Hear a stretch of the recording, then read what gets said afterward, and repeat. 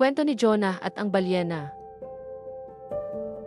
Si Jonah ay isang propeta ng Diyos na inutusan na magpunta sa lungsod ng Nineve.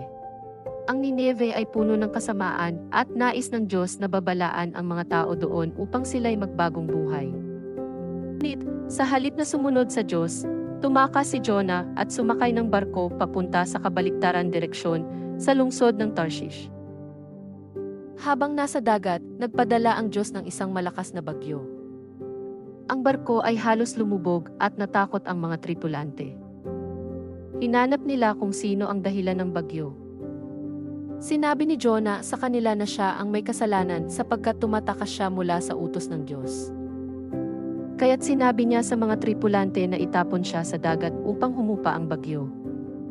Bagamat ayaw nilang gawin ito, napilitan silang itapon siya sa tubig.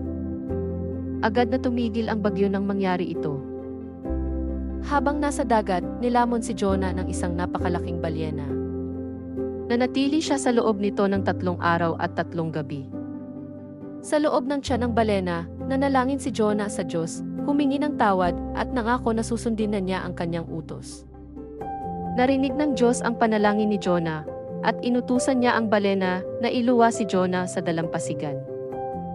Matapos nito, pumunta na si Jonah sa Nineve at ipinahayag ang babala ng Diyos. Sinabi niya na kung hindi magbabago ang mga tao doon, lilipulin ng Diyos ang lungsod. Nagulat si Jonah nang makinig ang mga tao sa kanyang mensahe. Nagsisi sila at nanalangin sa Diyos para sa kapatawaran. Dahil dito, pinatawad sila ng Diyos at hindi na winawasak ang Nineve. Gayunpaman, nagalit si Jonah dahil sa habag ng Diyos. Pinangaralan siya ng Diyos at ipinaalala na ang kanyang awa ay para sa lahat ng taong nagsisisi, maging gaano man sila kasama. Aral ng kwento, ang Diyos ay maawain at nagbibigay ng pagkakataon sa mga tao na magbagong buhay. Hindi natin matatakasan ang kalooban ng Diyos, lagi niya tayong natutuntun. Ang pagsunod sa Diyos ay nagdadala ng kapayapaan at biyaya, kahit hindi natin ito agad maunawaan. Ang pagpapatawad ay para sa lahat, hindi lamang sa mga karapat-dapat, kundi pati na rin sa mga nagsisisi.